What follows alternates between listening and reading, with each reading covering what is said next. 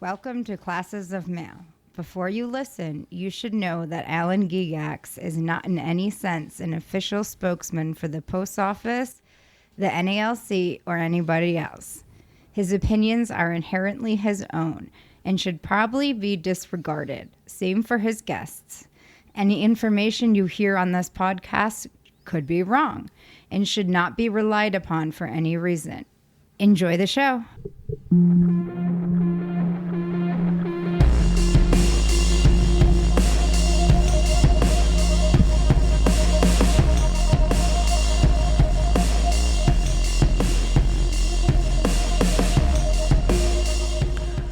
Hey everybody, welcome to another episode of Classes of Mail. Oh dude, I can see that we're coming in a lot stronger than that intro, but that's all right. We're going to deal with it. That's fine. Hey, I'm here with Michael. Hi everyone. All right, and we are going to record an episode that is kind of rare for us in that we intend for this episode to be released really soon. All right, so anyway, let's get down to business. So we're recording an episode that we intend to release quickly, which is kind of unusual.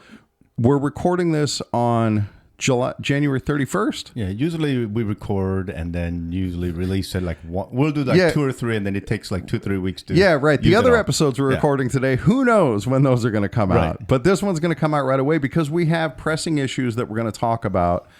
And since this is more timely, I want to give you guys an update on my kidney cancer. So today is January 31st. My surgery is scheduled for February 10th. So I am 10 days away. I have 5 days of work between now and then. And then hopefully, could be as much as 3 weeks off. And then I go back to light duty. And guys, during that 3 weeks is when my station is supposed to do its route inspections. And so even though it's been blocked off, I'm going to miss my route inspections and I'm not sad about it. You know, it'd be nice to be there to protect my route and to make sure that everything's done right. But in theory, like whatever CCA they put on it, their time shouldn't affect the outcome. But they're going to use that time. But it will, I know. Yeah. But there's also the realist part of me that says even if I was there, management's still just going to do whatever they do. And well, look, dude. I can't do anything about it. Right. I'm going to be gone. And so whatever happens, happens. And I'm trying to find the positive in all of this. I've been calling myself world's luckiest cancer patient. Yeah. Well, then he's going to get about an hour, 2 hours added to his route. And then he'll be fighting management every day. And then he'll deal with what everybody else is going through. Yeah, I will be. That's not the first time that's happened to me. You know, my route before this, I had to get a special route inspection, got it cut by 45 minutes or 30 minutes. But even that, like, I'll take the overtime. Dude, like, we just got our pay stubs or our 10 W-2s, and this is the least amount of money I've made in years working at the post office because my overtime went away. You know, I got off the overtime list, and there hasn't been a lot of on-route overtime because my route is well adjusted. And so if I start getting some on-assignment overtime, you know, there are worse fates than that. I could deal with that, too. So we'll see. It is. That means we're going to have to start recording like later in the day. Oh, yeah, that's true. Right. That is, dude. Yeah. All right. So anyway, the kidney, you know, the surgery will happen. And then after that, after the time off of work, then I should go back to limited duty, which would just be probably like a lifting restriction.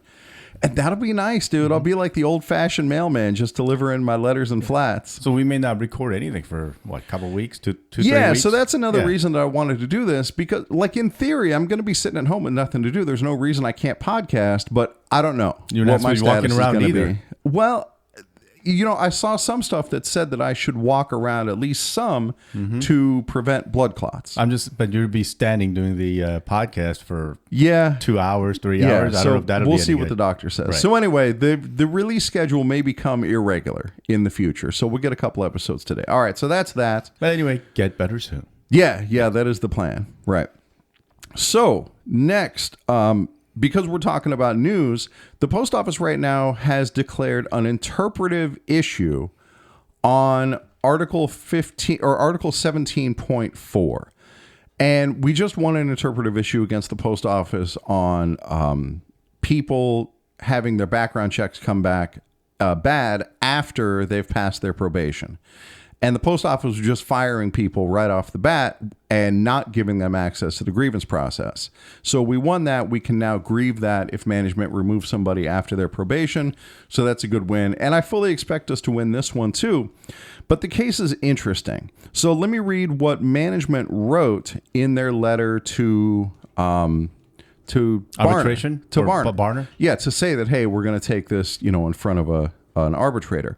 They wrote, quote, in accordance with Article 15, the above referenced grievance seeking payments beyond those provided for in Article 17.4 was referred to me for a review of a possible interpretive issue, end quote. So this puts that specific grievance on hold, but it also puts it on hold any pending grievances with similar payments. And the payment in question is payments to the steward. And that's what's covered in Article 17.4. But according to people familiar with this specific case, it's a noncompliance case where there are huge payments that are coming due to carriers because of management's continued noncompliance. And it seems like that's really what they're trying to put on hold. Because as long as this case can't go forward, management doesn't have to pay that money. And it's kind of a messed up thing about the way this process works is management can abuse this system on an issue that they probably don't have a leg to stand on, but there's no penalty for it. They just get to delay making these payments. And when it's settled, they'll have the payments hanging over them just like they did before. But in the meantime, they bought some time. So that's that. So let's look at Article 17.4. What it actually says. This is what they're claiming for interpretation. It says payment of stewards. The employer will authorize payment only under the following conditions. They may have something here because it does say only. Like these are the only circumstances under which they'll pay stewards. First, grievances, informal and formal step A. The aggrieved and one union steward only is permitted under the formula in section 2.A for the time actually spent in grievance handling, including investigation and meeting with the employer. The employer will also compensate a steward for time reasonably necessary to write a grievance. In addition, the employer will compensate any witnesses for the time required to attend a formal step A meeting. That just basically means that you're getting paid because you're on the clock. Right, exactly. Doing your union work on the clock. Yeah, and you clock to 613, right? Is that what it is for steward time? I'm pretty sure. It's been a while, but I'm pretty sure that's what it is. 61330 or something like that. 6130. Yeah. So while you're doing that, you get paid. It's on the scanner now, so you can actually Yeah, exactly. It says stewards carriers or whatever. Yeah. So, management will only pay stewards for the time they spend handling grievances, essentially. But that's because of stewards' job, what they're doing. Yeah, of course. And the contract in Article 17 says to pay the carrier when they do the union work. Right. So I don't have access to the specific grievance in this case, but we know from the OIG report that stewards and union branches were getting paid substantial sums of money for continued noncompliance. Yeah, which is Article 15, not 17. Yeah, it sure is. And so I think that's where the issue comes in because it says in the contract they're only going to pay stewards for this. So Article 15 or 17.4 does go on. An additional way that stewards will get paid: meetings called by the employer for information exchange and other conditions designated by the employer concerning contract application. So again, you're doing union stuff on the clock. Of course, you would get paid for that. All the things in 17.4 are reasonable. Going on, it reads, employer authorized payment as outlined above will be granted at the applicable state straight time rate, providing the time spent is a part of the employee's or steward's regular workday. The Postal Service will compensate the union's primary Step B representatives at their appropriate rate of pay on a no-loss, no-gain basis, which means like if you lost out on a day of pay doing Step B stuff, then you're going to get a day of pay. They're not going to pay you extra on top of that. Activated backup Step B representatives will be compensated on the same basis for time actually spent as Step B representatives. So that's it. That's what's in dispute. Go ahead. Oh, I was just thinking of something that happened in the past where management said, when I request a steward time, they're like, you can do the steward time after you deliver your mail. Sure. Okay, well, I won't be done till like not extra an hour of overtime. Yeah. Well, you do that afterwards. And I said, well, I need 2 hours of steward time. Well, you do whatever you got to do. Okay. So right. In that case, it's being paid at the overtime rate. But they're asking. And then after an hour, that's a double time. Yeah, well, depending. It's after 10 hours. It's double time. Yeah, that's right. And so because I got a signature signed by management that I can work for over 2 hours after an hour of the 996. So I'm gonna get after an hour of overtime. Sure. time. Yeah. And so I'm in the steward's office and, doing my grievance or whatever. And then the night manager walks by, wait, what are you still doing here? I'm told I can work on grievance. You can't be doing that on overtime. I got the approval from the morning manager. Yeah, they should have given me auxiliary assistance if they didn't want that to happen. And then, of course, that night manager writes a report to the morning, the station manager saying, well, I don't know why the supervisor authorized this to get this overtime, pay for steward. Right. And then that supervisor get yelled at, like, you're not doing that in the morning after you come back from delivery anymore. You do it before you leave. Right. So with reference to what's in 17.4, we have an interesting conundrum here because it does say only, that this is the only circumstance under which the post office will pay a steward. But if you look at the words, only when they're working to file grievances, investigation, so doing union duties. Right. Okay. But Article 15 is something completely different.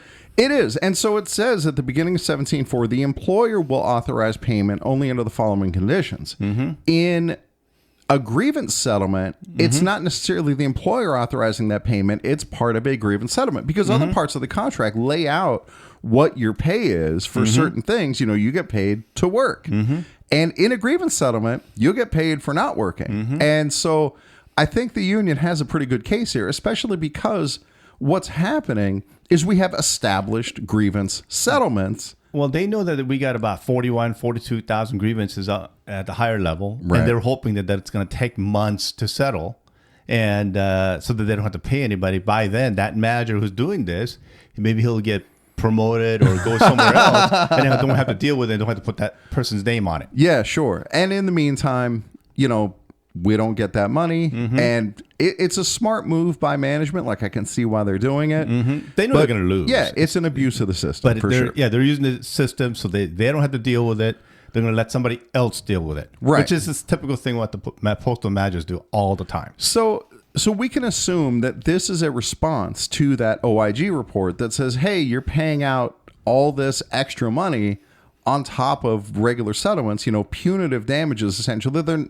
We don't call them that, but, additional compensation because to force compliance. Yeah. As you can see, these managers don't give a shit. Yeah, exactly. And so, imagine a scenario where management actually wins this interpretive issue. That's going to give them just that much more carte blanche to violate the contract. Yeah. So, I've been told by some managers that, on my side, they're used because I used to help them out. Yeah, sure. It's not. And some of them have become managers. Yeah. And so they call me something because they're not even in the same city anymore. So they're in a different state and so forth. And they'll call me sometimes and we'll talk. And they'll tell me, you know what, Michael, these managers don't give a shit about grievances. Yeah. They don't care. It doesn't come out of their pocket. Yeah, it doesn't come out of their pocket. So they don't care. They'll break the rules, whatever they do, they don't care. So that brings up kind of a point I want to make, which is this is an effort to avoid paying these settlements, and management is willing to do all kinds of things except abide by the contract. Exactly. Anything but that. So I wonder. But this is coming from the not just from the supervisor. It's actually coming from upper management in the post office. Oh yeah, saying keep on breaking the rules because they don't care. Right. Okay. Right. They're giving these supervisors from upper management, let's say it could be the regional manager or wherever, instructions knowing that they're going to be breaking the rule. Right. Yeah, absolutely. And so what I want to know is these issues, these orders have come down from above, that they're trying to do this. Are there similar directives from upper management trying to get this stuff under control that are directing supervisors, hey, please abide by the contract? If there are, I sure haven't heard about them. Right. And I've talked to the... Actually, there is. Okay. It's called Memorandum 1517. Well, yeah, but that gets ignored along with everything else. Yeah. But I'm just saying there is something. It's Memorandum 1517 saying you have to follow the settlement and you got to do what it is. All right. So with that behind us, now let's go on to our second issue, which is there is pictures circulating of a new investigative interview that management is using for sick leave investigative interviews when they're trying to discipline a carrier for sick leave. And it needs to be addressed because carriers are going to start being asked this question. You know, this podcast is aimed at working carriers, so they may not have a steward who's going to go in there and aggressively defend them in this interview. So we're going to try to help you guys out. Yeah, exactly. We're going to talk about these interview questions, and we're going to give you you have to tell the truth in these interviews, obviously. But Michael and I are going to advise you in the way that we hope your steward would advise you on how to answer these questions. All right, so the opening is pretty standard. This is an official investigative interview. The information obtained during this interview may result in disciplinary action up to and including removal. This is your opportunity to give your version of events/actions that occurred from your perspective. So I'm going to interrupt here to remind you guys that the investigative interview is your day in court. We always say that. That's what the union always says. And so often carriers don't take advantage of this opportunity. You are here actively defending yourself against discipline. A lot of times after that statement, they'll say, "Do you understand?" That is coming up. Yeah. And my answer is, why? Are you guys trying to threaten me? Yeah, so it does come off as threatening. I mean, it says it may result in discipline. But either way, it's very threatening. It is, right? And it's not supposed to be threatening because they're supposed to be doing an interview. Right. And to me, I really make hay with that on investigative interviews about accidents, about workplace accidents, because the argument is that this is making a chilling effect on people reporting their injuries because you're threatening me with up to termination for having an on-the-job injury. Right. Yeah, and that's not right. That makes me not want to answer any of the questions. Well, it makes me not want to report my injuries. Right. And when I have a carrier in there with me, I tell them, make sure you get that on the record, that being threatened like this makes me not want to report my injuries because that's a clear violation. And that is why my answer to that is, why are you threatening me? Right. Yeah. All right. So let's go on. You may choose not to answer the questions. However, should you choose not to answer the questions, the Postal Service will have no option but determine appropriate action based upon the evidence of record alone. Your union representative is present to advise you but cannot answer for you.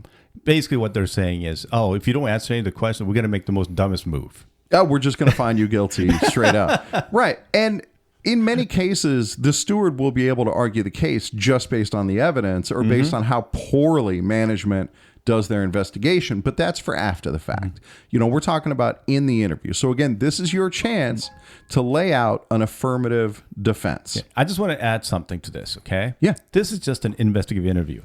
And so when management is issuing discipline, they have to do a full investigation. Right. Investigative interview is not the whole thing. They have to do other stuff, not just the investigative interview, to issue discipline. They have to have other proof to issue that discipline. Right. Just because you said something should not be the only sole thing for them to use. No, but that brings up another point, which we've made before, is like when, management can't issue discipline, or they're not supposed to, based on the scanner alone, for example. So when they talk to you about a stationary event, when they bring you in for that investigative interview, they're looking for that second piece of evidence to go along with the scanner data, which is you admitting like, yeah, I just went under the shade tree and took a nap. Yeah. So for stewards, and you can use saying that, hey, they're just using word salad for the hoping that the carrier doesn't understand the question to get the answer, and therefore they got the right answer to try to issue the discipline without any proof of any kind. Right. And so, in those cases, like if it's scanner data, do not give management that second piece of evidence they need to issue discipline. From you.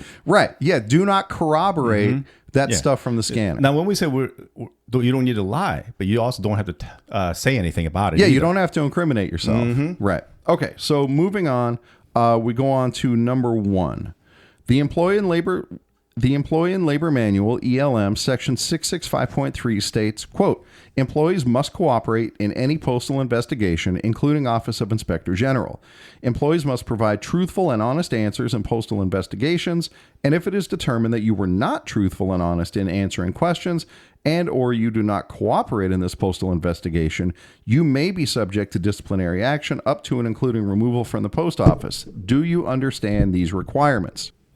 Yeah, so this was actually, I believe, was supposed to be used for like a postal police or postal inspector to ask those questions when they do the investigation, not managers. Okay? Well, regardless. But regardless, it's basically a threat saying, "Hey, if you don't answer these questions, you may go to jail." Type of question to try to scare you, okay? Right.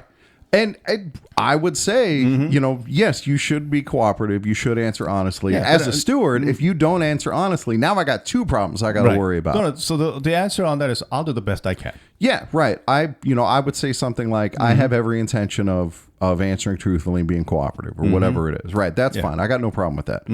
And then, but I would also add is, are you managers not gonna lie about these things either? Good old Michael. Yeah. I would add that to the statement. Yeah, dude. I mean, if I'm your steward, I'll write that down. I got no problem with that. Okay. On to question 2. How long have you worked for the Postal Service? What does that have to matter with what's how is this relevant? Right. As a steward, you can object to relevancy. How is that relevant to the investigation? A, and B, this is a matter of record. Like, why do you need me to answer that question? When you should know that already by pulling up records. Yeah. Okay. Like, I mean, a reasonable answer is, don't you have a record of that? So the reason that you were asking these type of questions is if it's something has to do with maybe like overtime.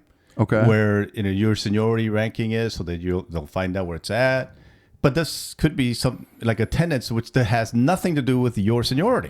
No, if I'm thinking with my management hat on, they're going to make the argument, oh, you've worked here for 12 years. You should understand this, with 12 years in. But again, that's a matter of record. If that's the case they're going to make, they don't need you to say, I've been here 12 years. So the answer would be like, well, you should know that answer, not me.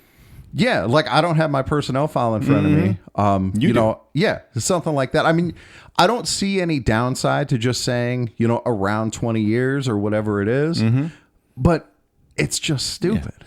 So, I think I talked to Alan about this earlier on a phone call. If you know how to do this, use reverse psychology. Okay, go ahead. On a lot of these questions. All right. Okay. Well, you're asking me how long. I mean, aren't you a manager who should know how long I've been with the post office? Right. Yeah, right. Exactly. Yeah. Shouldn't you know that? Yeah. Shouldn't you know? Right. Okay. So number 3, are you aware of the proper procedures for reporting an unscheduled absence? I got no problem with this one. Like I use the leave request or the 800 number, that's fine, right? Reporting. If you don't know, though, like if you're a CCA and you haven't really gone through this before, you can say no. Yeah. That's totally fine. For all of these, do not answer yes if the answer is not yes, because management's trying to lead you down a path and they basically just want you to say yes to every question. Yeah. Try to avoid saying yes to any of these questions. Right. Okay. Yeah. So if on something like this, you can say is, I think I know some stuff, but hopefully I'm not losing something because I'm getting old and I'm starting to lose some memory. Yeah, sure. Right. I mean, if it's me, I'm just going to say like, I use the website, and call in that way. But I don't think this particular answer is going to be very damaging. Yeah, but here's the thing: is we're getting to it's the almost like, do you know all these type of rules? Hell, management doesn't know any of those rules. Yeah, that's a great point. Like I may not know all the ways that I can report. Yeah. So because you can use the phone call, right? Yeah, you can use the phone call. You can even contact your supervisor directly. Right. Except when you contact supervisor, they're going to deny that you called, or they don't answer the phone. Right. Yeah. Exactly. So a simple yes may not be the full answer because there's these complications. There are these other things that you may not know about. Okay, now we get to the good stuff. Yeah. Question 4. I can't wait to hear what you think about this. Okay. Whose responsibility is it to be regular in attendance? I don't know. It's such a weird question. Okay. Obviously, the answer they're going for, mine. It's my responsibility to be regular in attendance. And so in their issue of discipline, they're going to say, you acknowledge that you have the responsibility to be regular in attendance. I don't know that. What if I get sick? That's not my responsibility. Yeah, right. It's not a question of responsibility because like being regular in attendance, it's not defined, right? I mean, to me, a reasonable answer here is I don't even know what it means to be regular in attendance. And, there's no definition for it. And this is something that is going to be critical to your defense because this is where the union says like this is a vague policy that makes it hard to enforce. And so for me as a steward, I'm going to advise you get that on record, right? Make sure that you don't have a good working definition of what it means to be regular in attendance. You can even put it back on them. Well, can you define regular in attendance? And this is the first opportunity to do that. And when they can't, that's fuel for the grievance. And then management will say, well, I'm asking questions. You can't be asking questions. Right. Okay. Well, they say in the beginning, this is your day in court. That's right. So you can cross-examine in court. Cross-examine and talk to management too. Not only that, and write that down. In your Weingarten rights, you have the right to ask clarifying questions, to add additional information. Yes. And so if you ask the question and they refuse to answer it or they refuse to address it, that better go into the notes. Because again, this is for it to be a proper interview. You have the right to ask clarifying questions. Yes. Yep. All right. So what you don't want to do is say, it's my responsibility. Yeah, you do not want to say that. Do not say that. Yeah. Right. Because are you sure? Like, when I first posed this question to Michael, he's like, what does that even mean? And I saw the same question online, and it's a fair question. Like, what are they trying to get at here? What do they mean? Whose responsibility is it? Yeah. What do you mean? Yeah. Am I responsible for making sure that I don't get the flu virus? Like, how would I do that? How would I go about? Is that my responsibility that I get COVID? Yeah. During COVID, Right. How could I act upon this responsibility? All right. Number 5.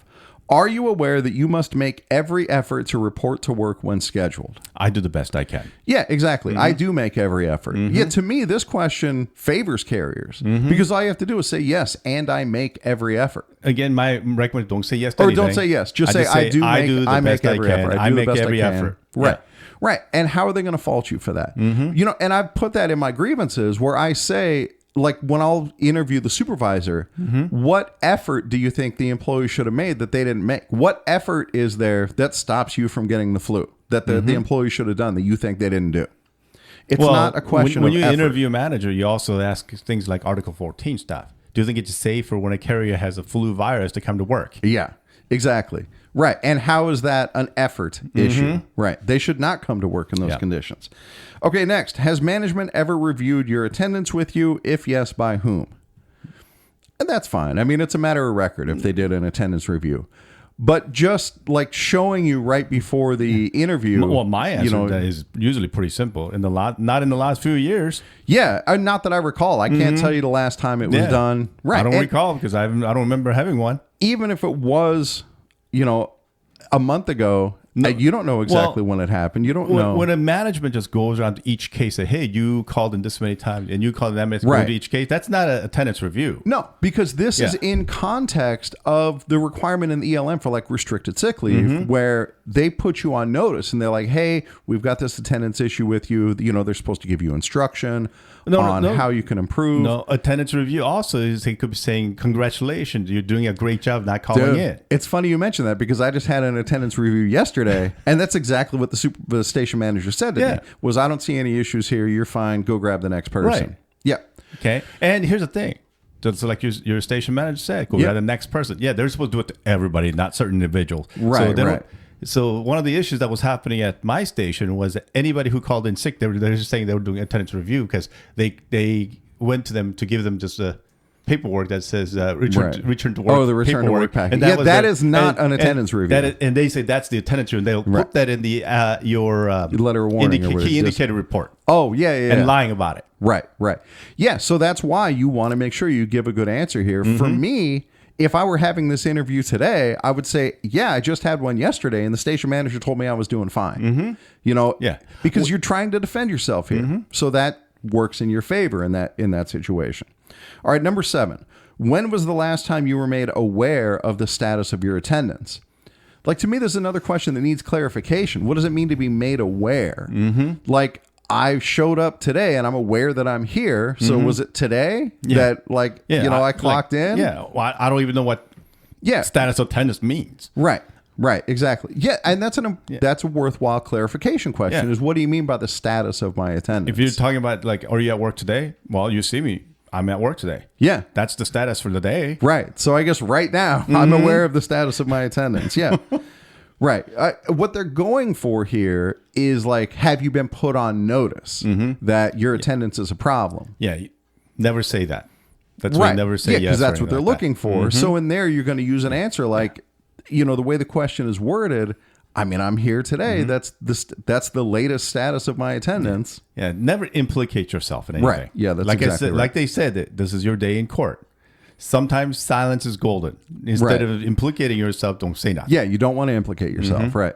All right, number 8. Do you know the consequences of irregular attendance? I have no idea. Yeah, it's not up to me. Right. That's your job, not mine. Yep, that's exactly right. Yeah, it's not up to me to determine what consequences are. Yeah. If it is up to me, I'm golden. There's no consequence. Yeah, if it's up to me, then I say never. Yeah, right, exactly. And you can make the statement as well that I believe I am regular in attendance. And that's a reasonable statement to make because there's no definition of what irregular means. All right, number 9. Are you aware that not being regular in attendance can lead to disciplinary action? Again, that is not my decision. That is your decision. But if you want my decision, then I say never.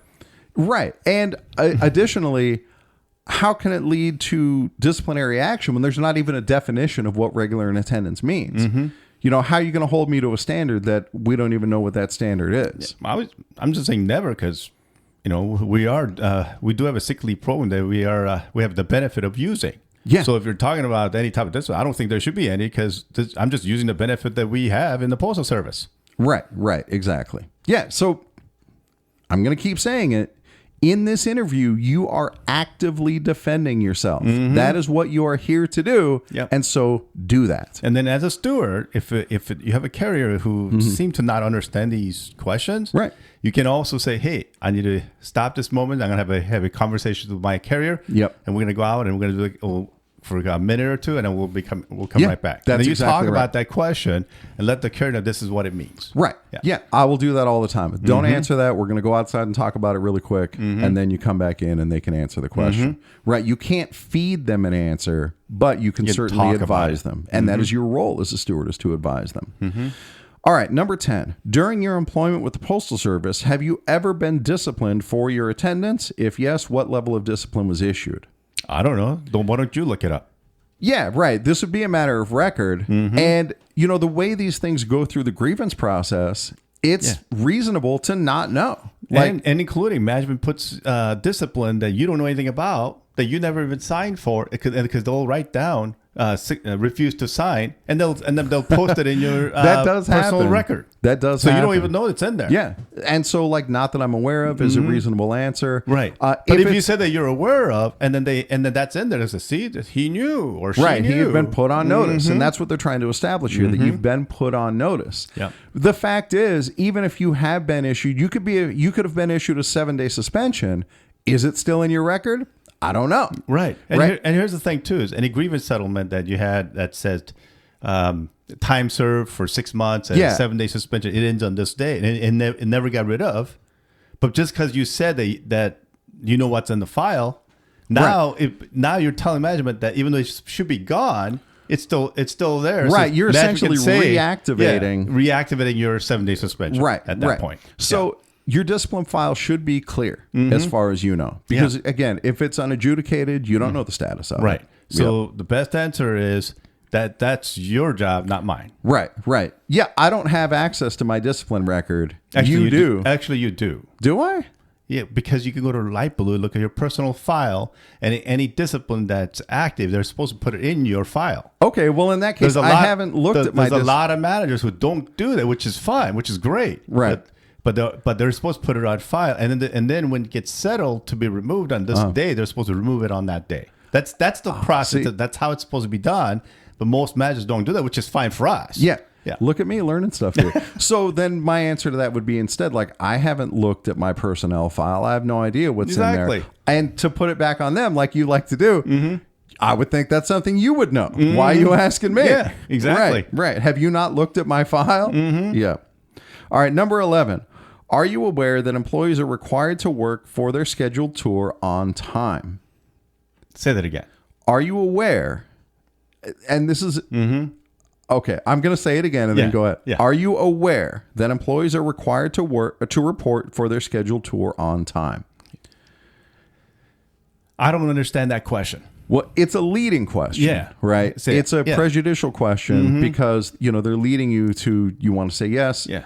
To me, like, usually it's an issue of attendance where they're talking about not showing up to work at all. But this may be its hardiness issue as well, that they're trying to get on it. Yeah. But dude, I noticed when they issue discipline that they will throw on the provision that you have to report promptly as scheduled. And that's a tardiness issue. And they'll throw that in there whether you were tardy or not. And that's one of the ways we get the discipline removed. So on these type of questions, as a steward, for the steward that's listening, is that my answer to that as a steward is, hey, stop answering. This is a leading question. Unless management wants to change this, on a leading question, you do not have to answer. Yeah, that's perfectly reasonable. Yeah. All right. We move on to question 12. But as you can see, you already said, unless management wants to change the wording, right, you do not have to answer. Yeah, you're right. The steward objects to the question as a leading question. Yep. All right. Number 12. And the steward wants to do that because it's evidence of a non-objective investigation. Number 12. Here are your PS forms 3971 and 3972 up to the last 180 days. So presumably they're going to hand this to you at the time. So for clarification, a 3971 is the slip that you fill out when you call in sick, or it's the request for or notification of absence. So we all say, you need to fill that out yourself. You should always fill out your own 3971. Do not sign the one that management gives you. If that's happening at your station, that's a grievance because it says right on the form or in the ELM or wherever that it's supposed to be filled out by the employee. Form actually says that too. Yeah, exactly. To be filled up by carrier. By the carrier. Right, exactly. So you should be filling out your own 3971. And for me, and maybe Michael will disagree with this, when I fill it out, I put my reason down in the remarks section. Oh, I do. Yeah, because that's my reminder. This is what I put on the remarks. Yeah. I was incapacitated on this day. Right. Yeah, there you go. That's a perfectly valid reason to call in sick. Right. I might put, like, if I had something that was contagious, I was sick with contagious illness, something like that. You don't have to give them any medical information. I mean, my branch is, why are you putting incapacitated on the thing? Because I was. Yeah, right, because that's my reason. Yeah. And that's straight out of the ELM. And it's because it says, and what reason? That's my reason. Okay, so they're going to Well, Michael, you need a better reason than that. But management doesn't need to know any of my personal information. Yeah, that's right. If they want medical information, they're going to have the nurse talk to me. Then how can we fight this if you don't put in personal information? Exactly, that's your job. Well, and again, you've given a valid reason. If they think you're abusing sick leave, that's a separate process. Exactly. Yeah, that's what they're trying to do is trying to fight you to admit that you yourself is abusing the system. Right. That's what they want, is that you, as a yes, saying that you're abusing the system. Right, exactly. Because they can't prove it otherwise. Okay, so that's the 3971. What is the 3972? It shows the whole year. Right. It's like attendance. A calendar, essentially, and it shows what days you were out for various reasons. Annual leave, sick leave, sick leave, LWOP. Right. Yeah. Right. So it's reasonable at this point to take the time to look through the entire 3972 and, look at it. But no, you don't even need to look at it. You don't have to. I might do it, though, just to make the interview a little more painful for management. Yeah. But, dude, if there's an error on there, I don't know if I would catch it because I don't keep a log of all the days that Is this a copy? Is it the copy that I can keep? And they'll be like, no. Well, can I get a copy? Yeah, sure. I mean, and your steward will need that copy anyway. That way you get a copy so you can give it to the steward. Yeah, the steward should get that copy regardless. But so the 3972 is supposed to be like the summary of all these dates. So they're going to put all these papers in front of you. It might be for 3 absences. It might be for 20 absences. I don't know. But that's a lot of stuff that's being put in front of you right there. It's reasonable to take the time to review it. It goes on. Please provide me with an explanation for each of your unscheduled absences from your scheduled tour of duty. In other words, why were you late and or absent on the following days? So if we're going back 6 months, dude, I don't remember. I don't know. If this absence from 5 months ago was an issue, why are you waiting until now to ask me about it? Yeah. And that's something that I'd want to get on record. Right. It's like, if you thought this was a problem, why didn't you ask me then? Yeah. If this was a problem 5 months ago, why didn't you ask me then? Right. If this was 4 months ago, why didn't you ask me then? Right. If this was 3 months ago, why didn't you ask me then? Oh, this one was from yesterday. Oh, this one from yesterday, I was incapacitated. Right. Right. Exactly. So I will tell my carriers that they don't have to give any medical information. But if they think that their medical information will exonerate them, then they can, because again, you're trying actively to defend yourself. And this is where I get some of the rant that I've done. Yeah, right? yeah. I get angry at our union. That's including our branch, the business agents office, including our national. Okay.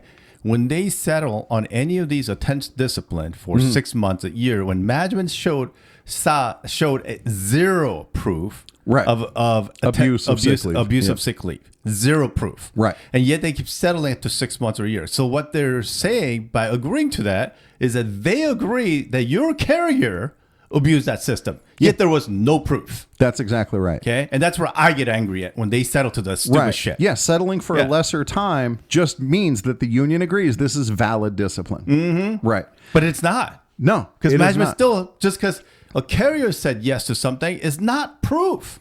Sure.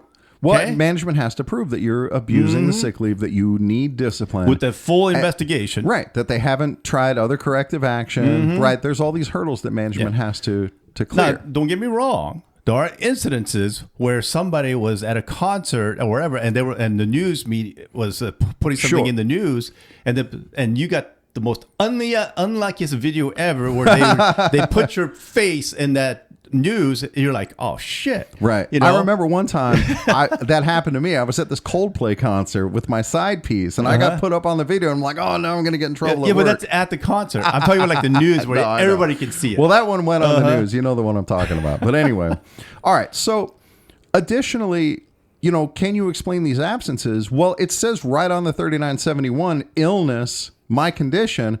There's my explanation. I was out with illness.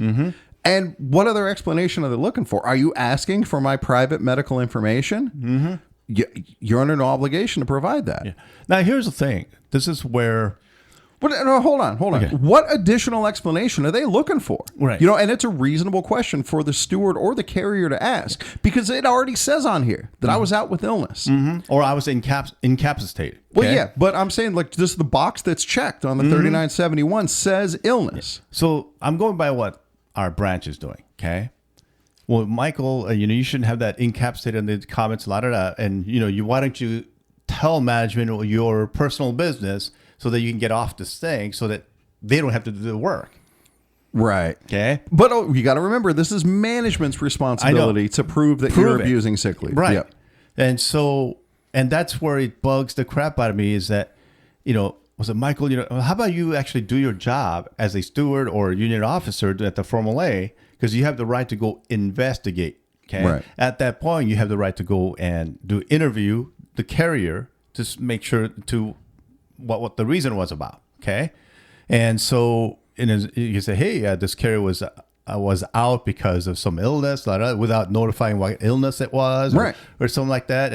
And if you need a statement, you can ask the carrier to write another statement or whatever. Right. The investigative interview should not be the only thing you're going to be using on your grievance. Yeah, that's exactly right. So to go on with these explanations, again, if you think it will help your case, you can say so.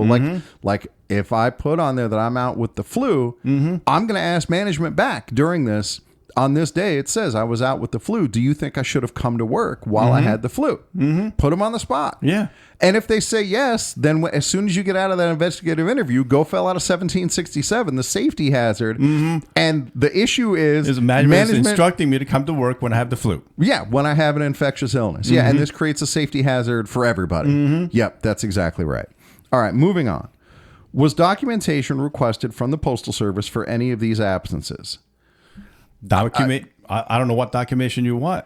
Yeah, exactly. If there was a documentation issue, it should have been handled on the spot. Well, then if you're on restricted sick leave, right, the management has to notify you before they put you on restricted sick leave. Yep. Okay? That you're going to be on from January through March. Yeah, there's supposed to be a time limit. Yep. But again, just to put you on restricted sick leave, they have to show proof that you're abusing it. Right. For most carriers, the answer to Okay. this question is going to be no. Was documentation requested from the Postal Service for any of these absences?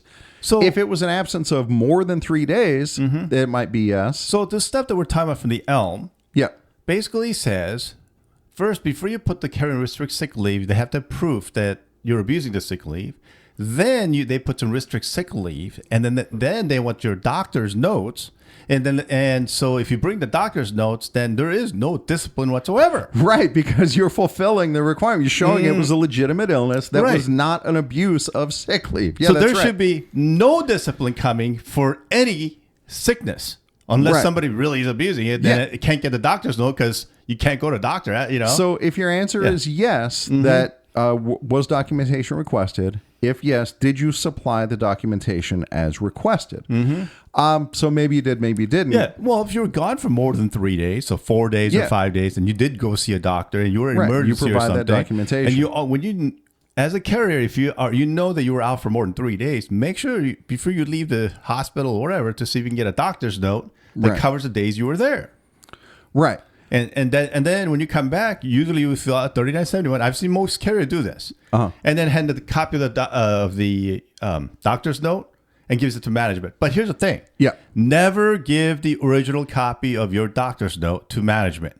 You give them the copy of that. You keep the original. Right. Okay? Yeah, because if it I've suddenly had goes too many missing. carriers that said I gave it to management. Okay, where's that copy? Well, I gave them the original. Yeah. No, they lost it. Yeah, you can't trust them. You can't trust them. They lose it all the time. I Yeah. wonder how that works. All right. So did you supply the documentation? And also, what constitutes documentation? Like I filled out the 3971. Yeah, that's what I that's do. my documentation. Yeah. If they ask me Right. what, Or I have FMLA. That's my documentation. yeah, Yep. I fill out 3971. All right. Now, I know Michael hasn't seen this yet. I cannot wait for his reaction I to actually this told one. I actually told him. I said, "Hey, just surprise me Yeah, with these questions. dude. See what I All say." right. Hold on to your hat. If no, right, if you did not provide documentation, remember the primary question, was documentation requested from the Postal Service for any of these absences? If yes, did you supply it? If no, which means it wasn't requested, the way this is worded, if it was not requested, are you aware that you failed to meet the requirement to submit medical documentation per the ELM? I have no idea what you're talking about. No, what the fuck? If it wasn't requested, what do you mean I failed to Yeah. submit the requirement? What Yeah. requirement? When did you notify me that you want a doctor's note? Yeah, what is this requirement? I have no idea what you're talking about, Dude, that's crazy. That this is in the standard interview form that they're sending out all over that, oh my God, dude. It's an accusatory investigative interview. Oh, it's incredibly accusatory. This one in particular, that you failed to meet the attendance requirements of your position per the ELM. Fucking show me. Yeah. Now, if you notice, me and Alan, we're talking back and forth on this, whatever, Yeah. and we've spent how many minutes already? We're at 47 minutes, Okay. 48 minutes, yeah. Spend that amount of time at the investigative interview also. Absolutely. And Make then when management pay and then for when it. you're done, you put in a 96. I need another 45 minutes or an hour because you spent that amount of time in doing an investigative interview. Yeah. Dude, are you aware that you failed to meet the requirement to submit medical documentation per the ELM? That's fucking nuts, dude. That's a crazy one. Yeah. Well, so I don't even know what that question means. Yeah, I don't know what the requirement is. And if it wasn't requested, again, because we go back to the way the question's worded, documentation was never requested. What do you mean I failed to provide it? You never asked for it. I don't need documentation. If it's an absence of 3 days or less, I don't need documentation. And the employee's statement can be accepted. Dude, that's not the craziest one. Wait till you hear the next one. Okay. Are you aware that on the days noted above that you failed to meet the attendance requirement of your position per the ELM?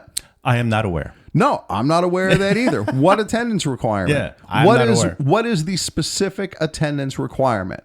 And management might answer, well, you're required to be regular in attendance. Great, I am regular in attendance. It was said, well, the question is, are you aware? My Yeah. answer is, no, I'm not aware. not aware. And again, this one is incredibly accusatory that you failed to meet the attendance requirements of your position. As a steward, my thing is, hey, that is a leading question. You do not have to answer. But if you're a carrier and your steward is not asking those things, Right. then your answer should be, I am not aware. Right. Okay. And here's the reason why. Article 16 says that for the just the cause defense is to reason, discipline, yeah. defense discipline is that was the carrier aware? Yep, that's And exactly that's right. what they want is they Yeah, want you they to want say you to yes say to yes. say that aware, Dude, so they can use that in the Article Can you 16 imagine violation. going through this interview and just saying yes to all these questions? You're being railroaded. And that is so fucking insane, dude. That you failed to meet the attendance requirements of your position per the ELM. The hell I did. What are those attendance requirements? Was I ever issued an ELM? How would I know that? That's not my manual. Oh, these motherfuckers. So when I was just a little short thing, when Yeah. I was sitting in with the station manager about my 14-day suspension, I said, "You want me to follow these rules? You want to be regular in attendance and all that stuff, which I don't think I'm doing anything wrong. But then you yourself as a manager didn't follow any of the rules how to issue a discipline because there is actually laid out in the employee labor manual. And so why did you follow those rules?" Right. Yeah. Why did you fail to follow? Yeah. Why did you fail to follow what's laid up on the employee labor manual? All right, dude. And you know what his answer was? What's that? I don't need to do that. It's optional for management to follow those rules. That was the sounds answer like- I got. I believe it. That Okay? sounds like something management That would say. means it's getting blatantly, management is saying that because there is no consequence for management doing this. Right. Okay? All we right. need, as a union, we need to work on it, thinking when management pulls the shit, Yeah. to find a consequence for management trying to pull the shit. Dude. And I hope Corey Walden and James Yeah. Henry will figure something out when they become. So, You know. as if the last two questions weren't accusatory enough, we're going to keep going because question 15, what is keeping you from being regular in attendance? Again, I don't know what you're talking about because I feel like I'm regular in attendance. I am regular in attendance. Yeah, nothing is keeping me from it. I'm regular in attendance. Absolutely. That's fucking crazy, Yep. dude. But that's how you answer that. Yeah. 16. Is there anything you need from management that we are not aware of to help you be regular in attendance? Sure. Do you have cure for cancer? Yeah, exactly. Do you have right. cure for the flu? Right. Do you have cure for all these illnesses? Yeah. Yeah, exactly. Do you have a way for me to deliver mail while I'm incapacitated? Yeah. Right.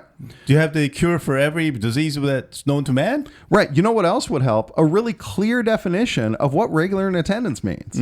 I don't even have that. Oh, you were asking what we can do to help me out. So I'm just asking you, do you have all these things? Yeah. You know, I would love it if you could do, because then, I will never be sick and then I can come to work. Yeah.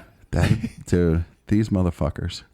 All right. Number 17. I actually said that in the investigative interview. That's great, dude. Yeah. I mean, that's a legitimate answer, right? Unless you can prevent me from ever being sick, then, go ahead, hand it over. Number 17. How do you plan to correct your attendance in the future? I don't know how I need to correct it. I do the best I can. Yeah, that's exactly right. I'm going to continue doing the best I can. I'm going to continue being regular in attendance. I feel I'm regular in attendance. So I don't know what you're talking about. Yeah. What correction needs to happen? Yeah. Dude. And that correction should happen as part of the restricted sick leave process, which management doesn't do. Yeah, but see, here's another thing. Like I said, restrict sick leave means if you're sick if you're sick at any time now, they want you to go see a doctor to get a doctor's note. Right. You have to document your illness. So that you won't get disciplined. Right. To prove that you're not abusing The sick leave. Yeah. Okay. So because most carriers that I know will do that, and then nobody should get disciplined for attendance. Yeah. All right. Number 19. Are you aware that EAP is a benefit to all postal employees, blah, blah, blah? Are you aware of EAP? Yeah. Hey, can you give me the phone number on that? Yeah, it's in here. Contact them at 1-800-EAP for you. No, that would be my answer. It's in the question. I just skipped it because that's standard. That's in all investigative interviews. Like I said, if you want to waste more time, what do they do? Yeah, I mean, dude, I've had plenty of investigative interviews where the carriers aren't familiar with EAP, and we go over it, and that's fine. EAP is a good service. Use it if you need it. Absolutely. And the post office covers your time to be with that. Yeah, to meet the counselor or whatever. For how that's on how the much clock. time? I think Do you the remember? first two. If it's the are on first two or clock. first three? I'm not sure. Oh yeah, but they'll tell you. The counselor will tell you that it'll be on the clock. Yep. Yeah. All right. Which is nice because then you say, okay, then I'll call that number. Because you guys are giving so much stress that I might need a stress break. Yeah, that's right. All right, the last one. Is there anything else to add on your behalf regarding your attendance? I got something to add. What I have to add is that sick leave is an earned benefit that I am to use when I am incapacitated for duty. That is what I'm using the sick leave for. You are giving me this benefit that I am to use when I can't come to work. How are you going to threaten me to discipline? How are you going to threaten to discipline me when I'm using my benefit for the intended purpose? You know, what's next? Are you going to give me a paycheck, but then discipline me if I go to deposit that paycheck? So here's the thing. The sick leave program, okay, is offered to all federal employees, okay, not just the post office. So for them to change that, they would have to change the whole federal program, okay? And so when they're trying to get rid of that, basically saying you can't use a sick leave program is just nonsense, because it has to be approved by basically the president and the Congress and the Senate to approve it, to get that, make that happen, because it's for all federal employees. Yeah. Good luck changing that program. So let's keep sight of the fact that you are being accused of abusing your sick leave benefit that you earn. Right. And that's what you're defending against here. Because when management issues discipline, that's what they're saying. You abused the sick leave benefit. Did you do that? No. Absolutely not. 99.9999% of the carriers don't abuse that. I don't know if I'd put the number that high. But again, this is an earned benefit. You know, you know why? Yeah. Because even if the carrier is doing it the wrong way, it is for management to prove it. Right. That's exactly right. Right. And so even if you're in a situation where you've exhausted your sick leave and now you're taking leave without pay. But it's in the employee labor manual that you can use LWOP or annual leave to cover that. Yep, absolutely. And this is another reason that you want to write your own 3971 because management will put AWOL on your 3971 instead of leave without pay. Leave without pay is an approved sick leave status. Dude, and on top of that, all of those 3971s, they've been approved, right? There's a little checkbox on there that says approved. And that's another thing to bring up is like, look, this 3971 says approved. This was an approved absence. How are you going to tell me that I'm going to be disciplined for an approved absence? Dude, these bastards. So there's, since post office is using everything in their power about attendance, instead of trying to fix themselves, because here's the thing about the sick leave and annual leave, okay? Yeah. CCAs were hired, okay? This is what I was told when I was hired as a CCA. They were hired to help the regular carriers when they call in sick, using annual leave to help out the seated carriers. Right. Okay, or their days off and so forth. Sure. Or extra work of overtime. That's what a CCAs were hired for. So when management says, oh, well, you're costing us all this. No, post office was approved to have these CCAs to use that. Right. So when you say you can't use them, means maybe you don't know how to do your job. Yeah. And they provide a certain amount of sick leave to each employee per year. And so they know people are going to use it. And so to threaten you, again, for using a benefit that you've earned, it's madness. And the employee labor manual also says that if you choose not to use sick leave, you can use other leave, like annual leave instead. Yeah.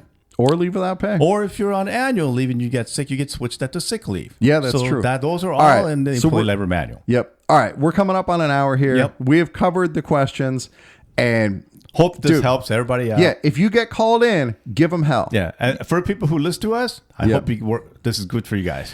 Absolutely. All right. So that's all we got for today. Guys, thank you very much for listening, and we will catch you all next time.